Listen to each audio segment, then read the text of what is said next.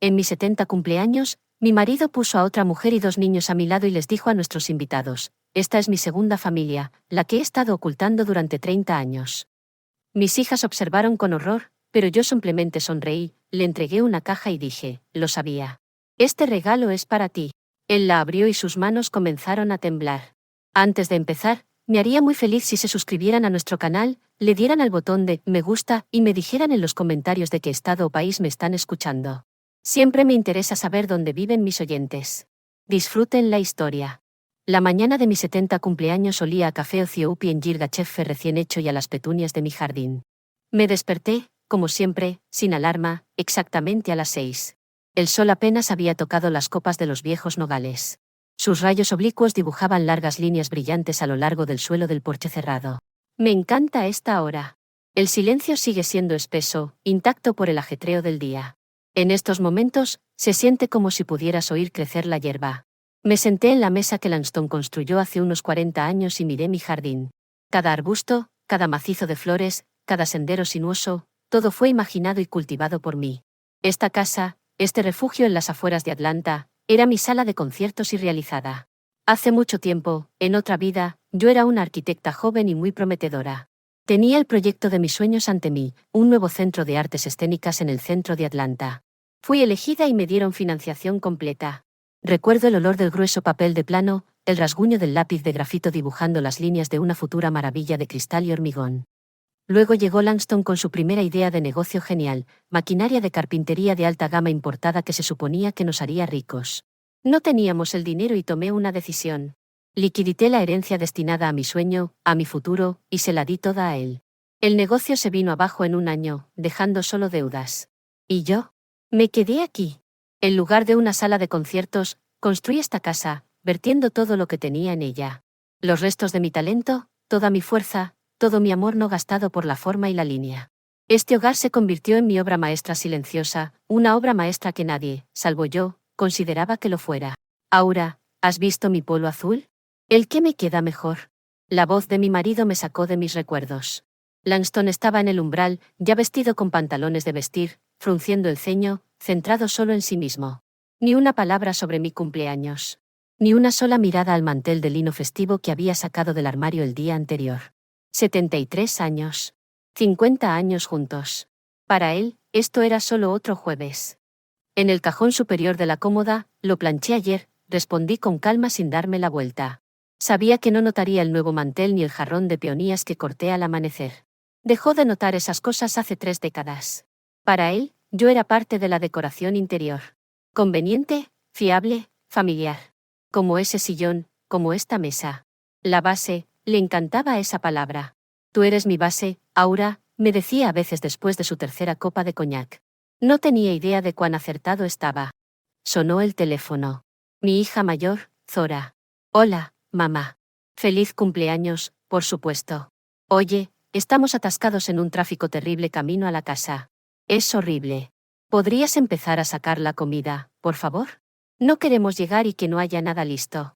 Y vigila a papá para que no beba demasiado antes de que lleguemos. ¿Sabes cómo es? Habló rápido, sonando molesta, como si mi cumpleaños fuera solo otra obligación fastidiosa en su apretada agenda. Yo no era la cumpleañera, era el personal de catering para el evento celebrado en mi propio honor. Está bien, Zora. No te preocupes, todo estará listo. Colgué. No había escalofrío en mi pecho. No lo había habido durante mucho tiempo. Solo había un vacío silencioso y transparente como el aire después de una lluvia de finales de verano. A las 3, la casa estaba llena de invitados, viejos amigos, parientes, socios de negocios de Langston, todos llegaron.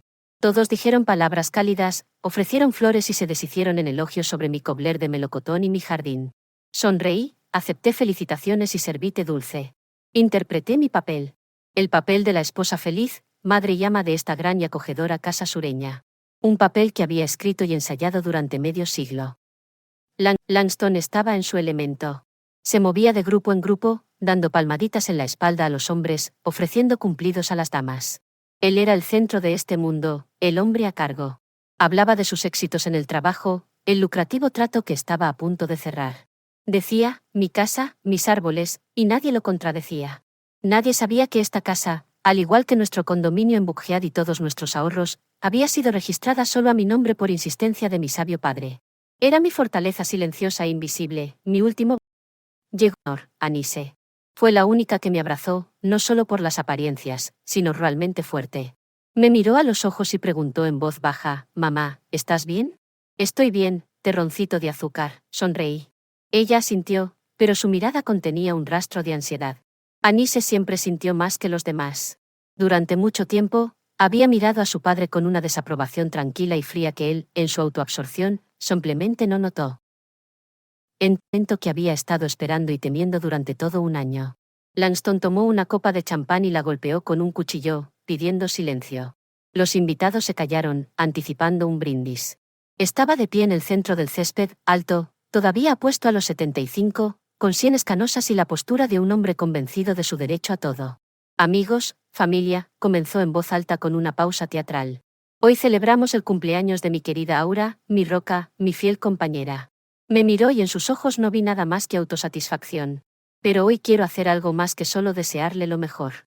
Quiero ser finalmente honesto con todos ustedes, conmigo mismo y con ella». Los invitados intercambiaron miradas.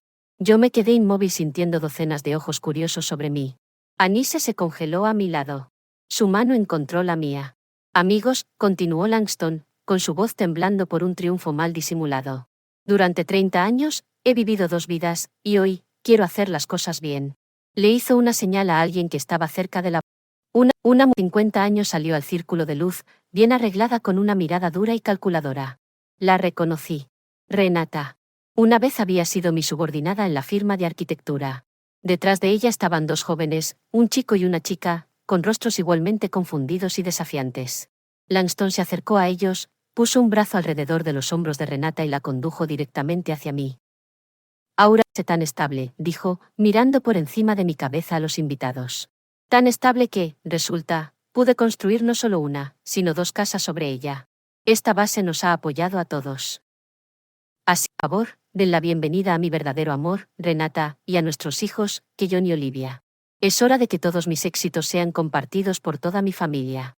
Dijo esto y colocó físicamente a Renata a mi lado, tan cerca que pude oler su fuerte perfume. La colocó como para un retrato familiar. Mi hija, Zora», jadeó. Anise me apretó la mano hasta que mis nudillos se pusieron blancos. Las risas y la conversación se congelaron a mitad de la frase. Un silencio increíble y resonante se instaló en el césped. En ese momento, no sentí que el suelo desapareciera bajo mis pies ni que mi corazón se rompiera. No. Sentí algo más. Algo muy tranquilo y definitivo. Un frío y claro clic. Fue como si la llave en una pesada cerradura oxidada que se había resistido durante tanto tiempo finalmente girara, y la enorme puerta de acero se cerrara para siempre. Y luego vino. El pensamiento no fue ruidoso, ni de pánico. Fue tranquilo y claro, como el tañido de una campana solitaria en el aire helado. Yo estaba entre mi marido y su mujer como el soporte central de un puente que une las 2 orillas de su mentira. El mundo a nuestro alrededor se detuvo. Vi a nuestra vecina, Marie, con una copa de cóctel congelada a mitad de camino de sus labios. Vi a mi yerno, el marido de Zora, palidecer e instintivamente dar un paso atrás como si temiera ser golpeado por los restos de una vida que se derrumbaba. El silencio era tan denso que se sentía palpable. Presionaba mis oídos, ahogando los sonidos del verano, el chirrido de los grillos, el susurro de las hojas. Lentamente giré la cabeza y sonreí, no amargamente, no vengativamente. Sonreí esa sonrisa educada y ligeramente distante con la que la señora de la casa saluda a los rezagados. Recorrí sus rostros atónitos, deteniéndome una fracción de segundo en cada uno, haciéndole saber que los veía, que estaba aquí, que estaba completamente consciente. Luego, Stone. Todavía sostenía los hombros de Renata. Su rostro brillaba con autosatisfacción y la trascendencia del momento. Esperaba mi reacción, esperando lágrimas, histeria, una escena. Estaba preparado para ser el vencedor magnánimo calmando a la parte perdedora. Me acerqué a la pequeña mesa del patio donde estaba mi regalo para él, una sola caja atada con una cinta de seda azul marino oscuro. El papel de regalo era grueso, color marfil y sin adornos, estrictamente elegante. Hace un año, cuando me enteré de todo, pasé horas eligiendo ese papel.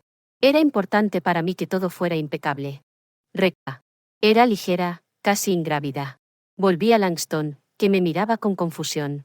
«Lo sabía, Langston», dije. Mi voz no tembló. Sonó nivelada y tranquila, quizás un poco más baja de lo habitual. «Este regalo es para ti». Le tendí la caja. Dudó. Su guión, tan meticulosamente dirigido, había fallado. Esta parte no estaba en él. Mecánicamente soltó el hombro de Renata y tomó el regalo de mis manos. Sus dedos tocaron los míos, cálidos, ligeramente húmedos. Aparté mi mano. Miró la caja y luego a mí. La cojeó en sus ojos, rápidamente reemplazada por una mueca condescendiente. Probablemente pensó que era algún gesto patético, un intento de salvar las apariencias, tal vez un reloj caro o unos gemelos, un regalo de despedida. Tiró del lazo. La cinta de seda se deslizó sobre la hierba como una serpiente oscura. Arrancó el papel. Sus movimientos eran menos seguros ahora, ligeramente más bruscos de lo necesario. Debajo había una simple caja de cartón blanca. Abrió la tapa. Observé su rostro.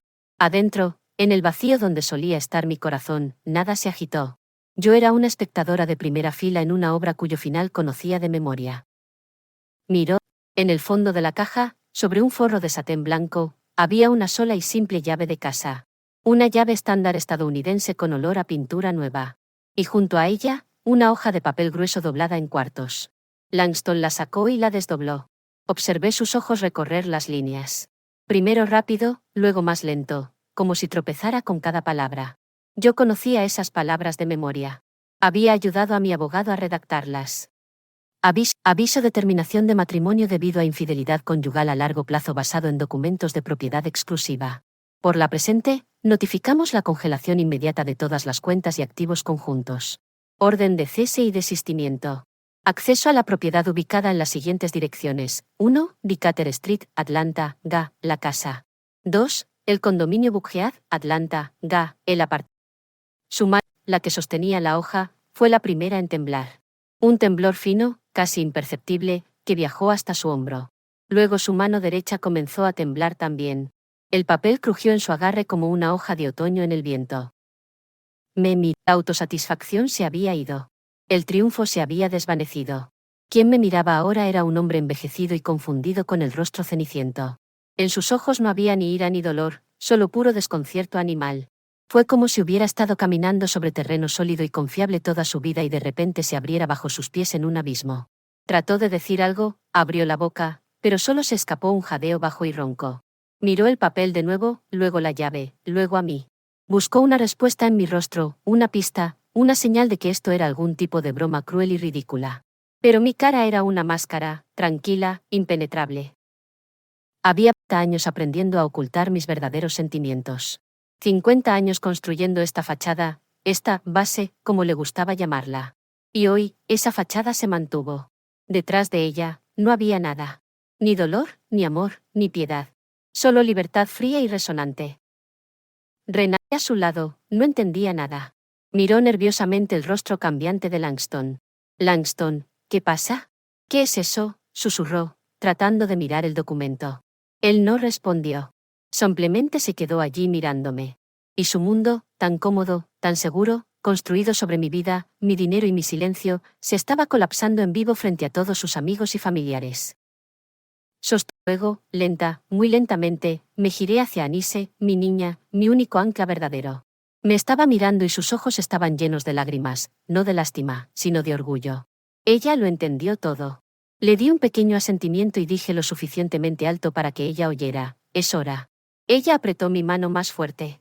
Fue suficiente. El espectáculo había terminado. Hora de bajar el telón. Anise, sin palabras. Sus dedos en mi antebrazo se pusieron duros como el acero. Ella asintió. Y sin planearlo, nos dimos la vuelta y caminamos hacia la casa. No corrimos.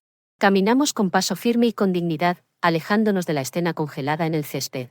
Los invitados se abrieron ante nosotros como el agua ante un rompehielos, evitando nuestras miradas, murmurando por lo bajo. Sentí sus miradas en mi espalda, una mezcla de shock, lástima y, seamos sinceros, curiosidad maliciosa. Langston, de pie en el centro, la hoja blanca temblando en sus manos, junto a la mujer para quien había orquestado esta gran revelación. Una revelación que se había desviado salvajemente de su guión.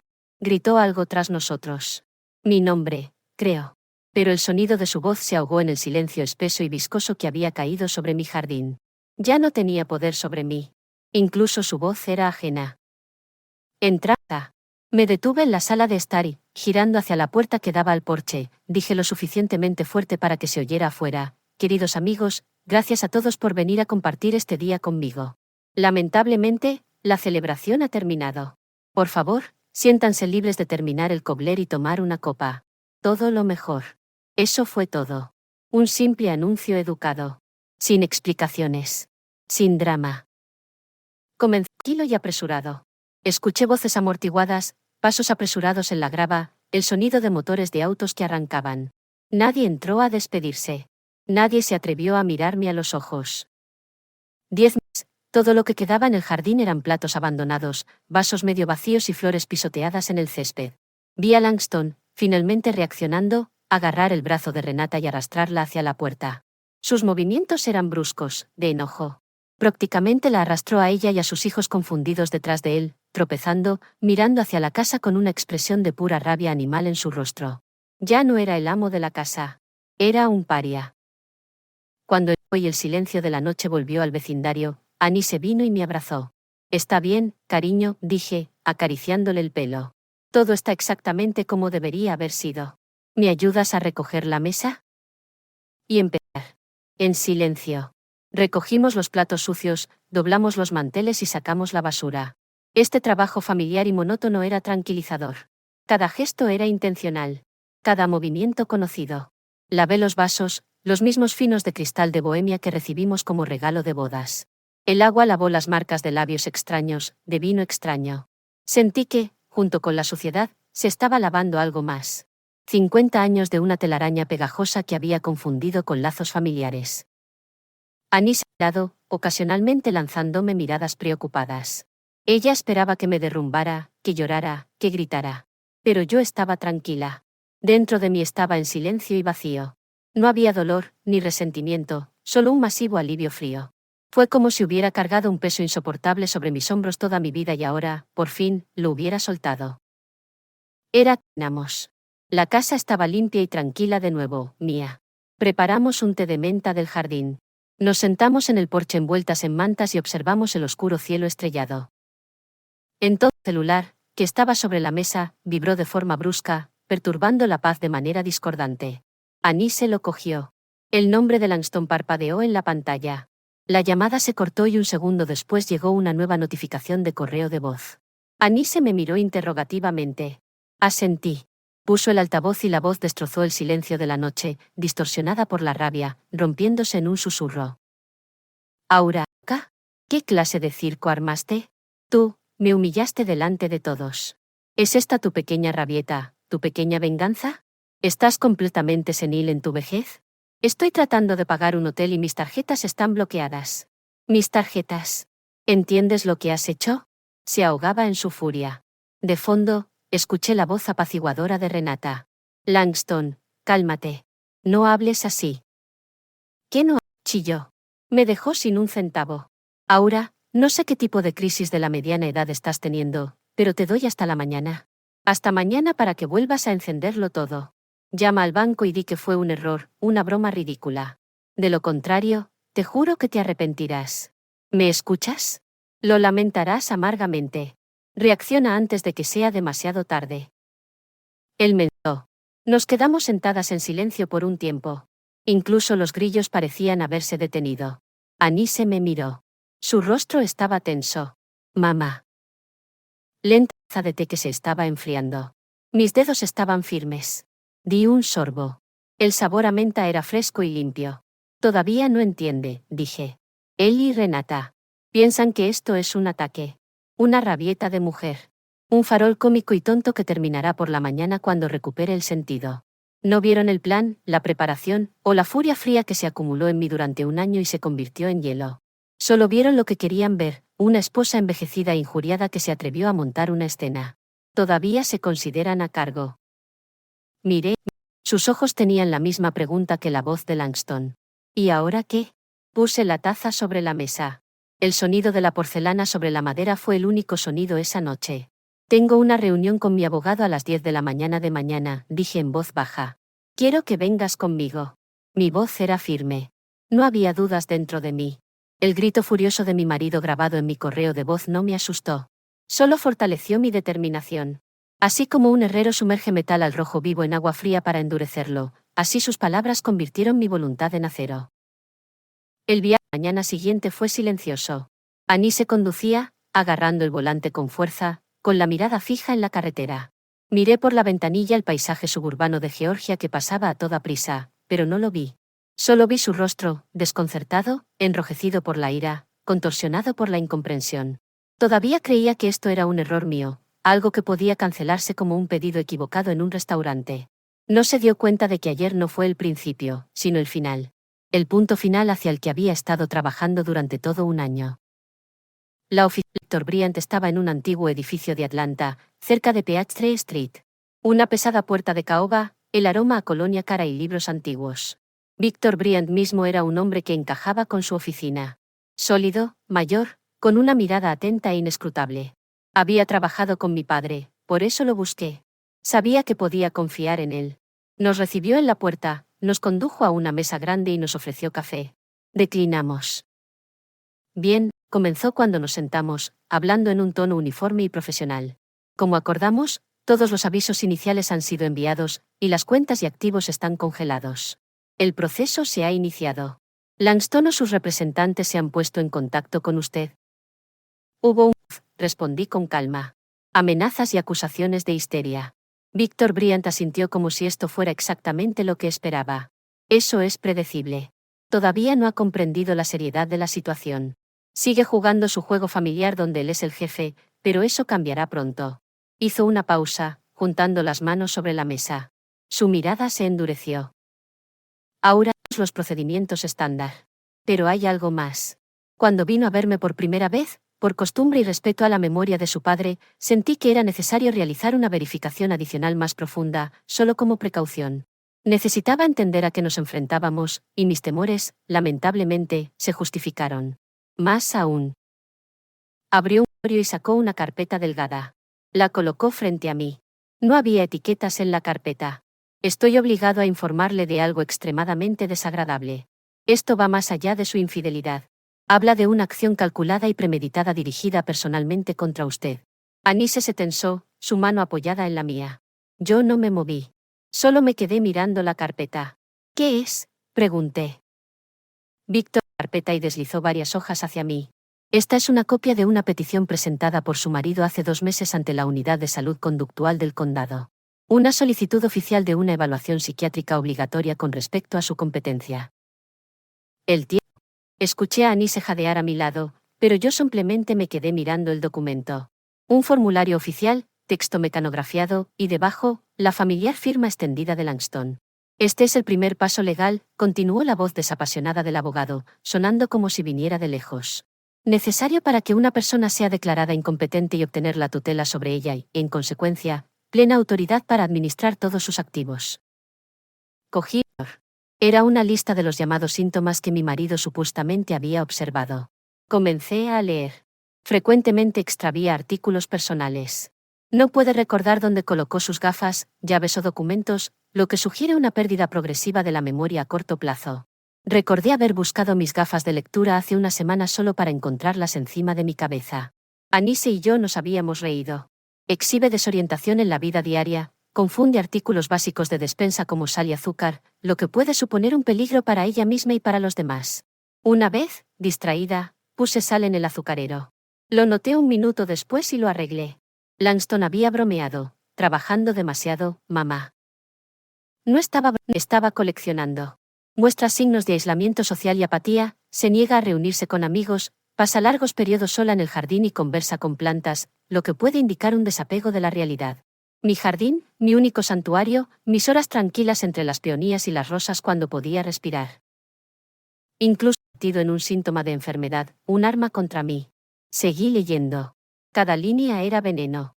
Un grano de verdad distorsionado hasta el reconocimiento, cuidadosamente mezclado con mentiras descaradas. Cada gesto inocente, cada momento de fatiga, cada caso de olvido relacionado con la edad, todo fue invertido y presentado como evidencia de mi locura.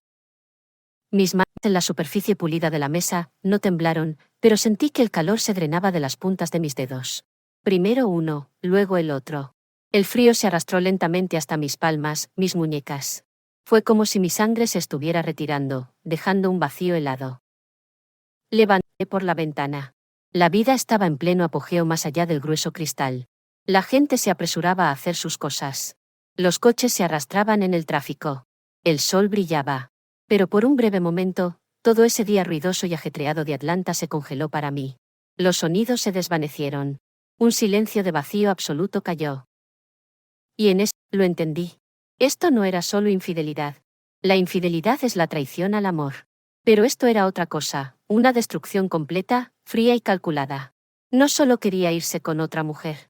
Quería borrarme, despojarme no solo de mi casa y mi dinero, sino de mi mente, mi nombre, mi propio ser, convertirme en una sombra sin voz encerrada entre cuatro paredes mientras él y su verdadero amor disfrutaban de todo lo que yo había creado en mi vida. La última brasa cálida en mi alma, que quizás sin saberlo había guardado para él, una brasa de piedad o memoria compartida, no solo se apagó. Se convirtió en un trozo de hielo.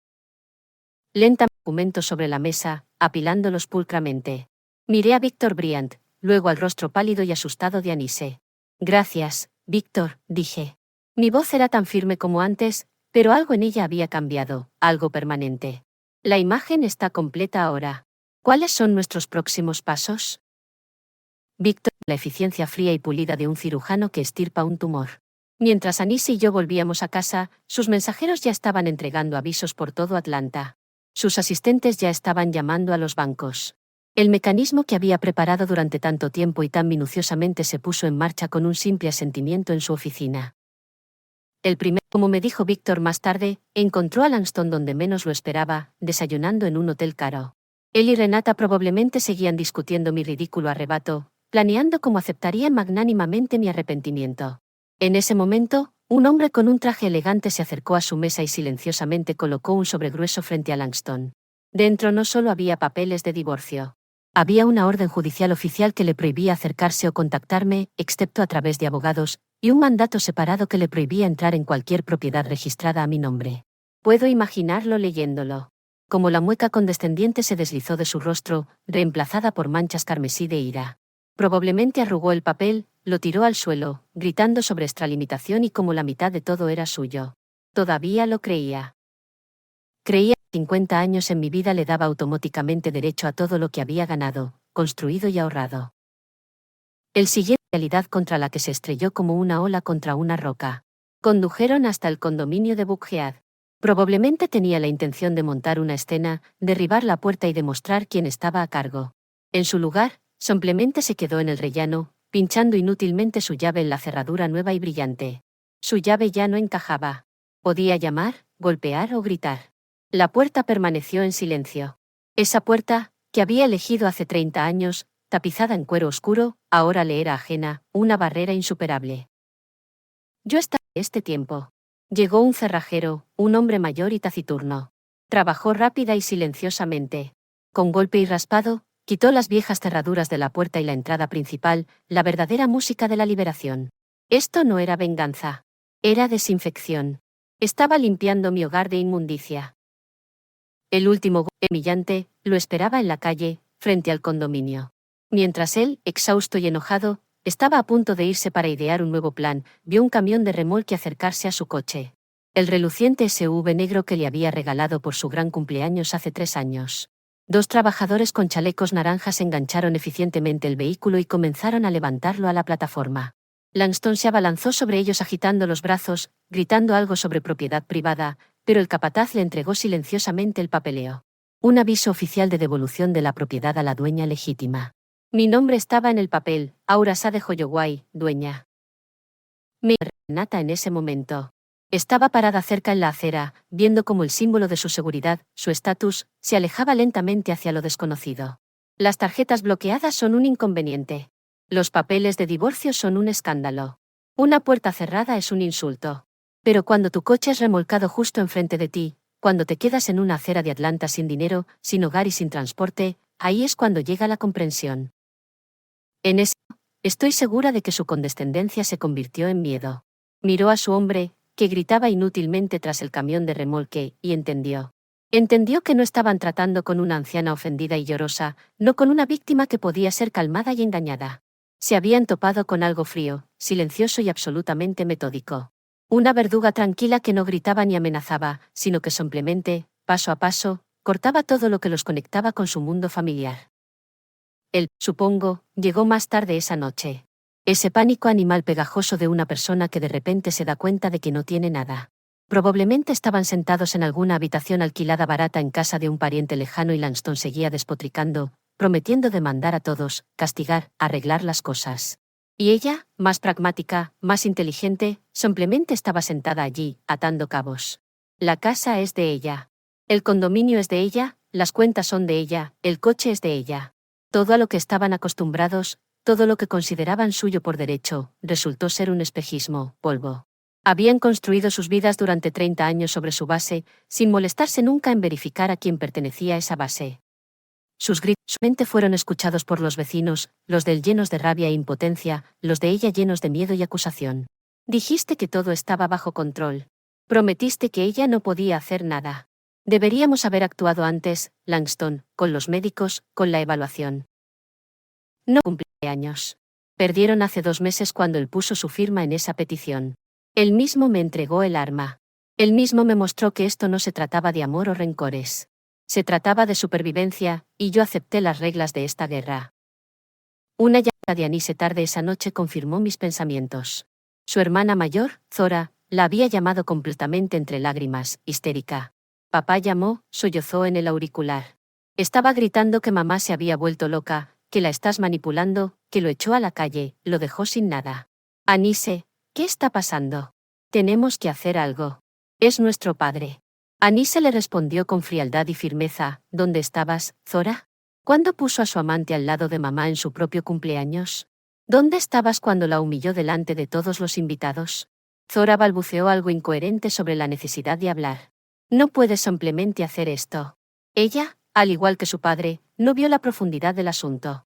Solo vio la alteración del orden habitual de las cosas. Le quité el Anise. Zora, dije con calma, no te preocupes. Tu padre estará bien. Simplemente está aprendiendo a vivir de forma independiente por primera vez en 50 años. Colgué el teléfono sin esperar su respuesta. Dormí por la noche como no lo había hecho en muchos años. Sabía que esto no había terminado. Sabía que su pánico pronto pasaría a una nueva etapa, la desesperación. Y una persona desesperada es capaz de cualquier cosa. Sabía que vendrían. Intentarían romper las defensas. Librarían una última batalla sucia, y yo estaba lista para ello. Estaba lista, pero no iba a quedarme sitiada. La vida que estaba reclamando para mí no estaba destinada a ser gastada encerrada con miedo. Al tercer visita al abogado, decidí que necesitaba ir al pequeño mercado cerca de la estación de cercanías. Me había quedado sin pan fresco y leche. Anise se ofreció a ir ella misma, pero me negué gentilmente. Esta era mi ciudad, mi vida, y no iba a esconderme más. El día olía a polvo y jazmín en flor. Caminé sin prisa, disfrutando de las cosas sencillas, el sol en mi rostro, el peso de la ligera bolsa de la compra en mi mano, la sensación de tierra firme bajo mis pies. Compré todo lo que necesitaba, una hogaza de masa madre, un cartón de suero de leche, algo de queso de cabra. Nada especial. Solo comida. Solo vida. Me ando en la salida. Un coche, viejo y maltratado, no el suyo, aparentemente prestado de un conocido, frenó bruscamente justo en el bordillo. Langston prácticamente se cayó de él. Renata lo siguió más lentamente, pero con la misma determinación depredadora. Se veían horribles. Langston llevaba el mismo polo azul que yo le había planchado para su cumpleaños, pero ahora estaba arrugado. El cuello sucio. Había ojeras oscuras debajo de sus ojos. Renata estaba sin su impecable peinado habitual. Su rostro estaba pálido y enojado. El pulido se había ido. Todo lo que quedaba era fatiga y pánico mal disimulado. Se pararon frente a mí bloqueando el camino. Habla Langston. Su voz era una mezcla de ira y súplica. Tenemos que hablar. No puedes hacer esto. Simplemente no puedes. Lo miré en silencio. En mis manos estaba la bolsa de la compra. No sentí miedo, solo una ligera curiosidad, como un entomólogo examinando un insecto atrapado. Lo has cortado todo, todo. ¿Cómo se supone que voy a vivir? Me echaste como a un perro después de 50 años de nuestra vida. ¿Siquiera entiendes lo que estás haciendo? Agitó las manos, tratando de atraer la atención de los transeúntes. Algunas personas se dieron la vuelta, pero al ver una típica disputa familiar, inmediatamente perdieron el interés. Seguí. Lo dejé desahogarse. Sabía que debajo de ese torrente de ira solo había miedo. Siempre hacía esto. Cuando tenía miedo, empezaba a gritar. Al ver que su rabia no me impresionaba, cambió de táctica. Sus hombros se encorvaron. Su voz se suavizó. Notas de súplica lastimera se deslizaron en ella. Cariño, recuerda todo. Recuerda cuando éramos jóvenes, cuando construimos esta casa, cómo criamos a nuestras hijas. ¿Nada de eso significa algo? ¿Puedes realmente borrarlo todo en un solo día? Esta es nuestra vida juntos, nuestra historia. Yo, cometí un error. Está bien. Lo admito. Pero, ¿vale la pena destruirlo todo hasta los cimientos? Piensa en los hijos, en los nietos. ¿Qué les diremos? Trató de mirarme a los ojos buscando una chispa de la vieja Aura, la que siempre perdonaba, la que siempre entendía, la que siempre se sacrificaba por su comodidad. Pero estaba mirando un vacío. Esa Aura estaba muerta. La había matado él mismo hace 2 meses cuando escribió esas palabras mentirosas sobre mi locura en el papel. Renata se paró a su lado. Entendió que sus súplicas no funcionaban y decidió entrar en el juego. Ella dio un paso adelante. Su mirada era aguda y fría. Aura Sade, comenzó, tratando de mantener la dignidad, pero un odio mal disimulado se deslizó en su voz. Puedes pensar lo que quieras de mí. Puedes odiar a Langston, pero, ¿pensaste en mis hijos? ¿Qué hicieron mal ellos? Mi hijo acaba de graduarse de Moor House. Necesita empezar su vida. Mi hija estaba planeando su boda. Estás destruyendo su futuro. Cualquiera que sea tu opinión sobre nosotros, ellos son sus hijos. Tienen derecho a su apoyo. No solo le estás quitando todo a él, también se lo estás quitando a ellos. ¿Tienes corazón? Trató de apelar a la piedad, a la culpa. Esta era su última carta. Pensaron que yo, como cualquier mujer normal, sería incapaz de permanecer indiferente al destino de niños inocentes. Los escuché pacientemente sin interrumpir. Los dejé derramar todo, su rabia, sus patéticos recuerdos, su preocupación hipócrita por su descendencia. Miré sus rostros, contorsionados por la desesperación, y no sentí nada. Ni ira, ni triunfo, ni piedad. Solo frialdad cristalina y claridad. Cuando finalmente se callaron, agotados, una breve pausa se cernió en el aire. Pude escuchar el traqueteo del tren de cercanías que pasaba, el sonido cercano de niños riendo. El mundo continuaba su vida habitual, ajeno a nuestro pequeño drama. Desvié mi mirada del rostro de Renata al de Langston. Lo miré directamente a los ojos, profundamente, para que supiera que yo veía a través de él. Vi toda su cobardía, toda su debilidad, toda su podredumbre. Y luego hice mi pregunta en voz baja, casi un susurro, pero cada palabra sonó en el silencio como un martillo golpeando el cristal. ¿Fue idea tuya o de ella que me declararan incompetente? No, no fue una acusación. Fue solo una pregunta. Pero los golpeó como una bofetada, un golpe físico. Vi cómo la sangre se drenaba del rostro de Langston. Se puso blanco como la muerte. Abrió la boca, pero no pudo pronunciar un sonido. Instintivamente dio medio paso hacia atrás como si le hubiera salpicado ácido en la cara. Renata se congeló. Sus ojos se abrieron con horror. La máscara de la madre noble se cayó al instante, revelando el gruñido depredador de un ladrón atrapado. Ambos me miraron con el mismo miedo animal, el miedo a la exposición. En ese momento, dejaron de ser un equipo. Se miraron el uno al otro y en sus ojos no había confianza sino sospecha. ¿Se te escapó? ¿Fue por ti que se enteró? Su patética unión construida sobre mentiras y cálculos se resquebrajó justo ante mis ojos.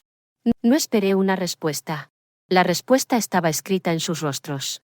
Simplemente los rodeé como se rodea a 2 postes en la carretera y continué hacia mi casa. No miré hacia atrás. Detrás de mí, escuché su silencio ensordecedor y resonante. Se quedaron parados en la acera, aplastados, destruidos por una sola frase. Caminé a casa agarrando firmemente la bolsa de pan y suero de leche.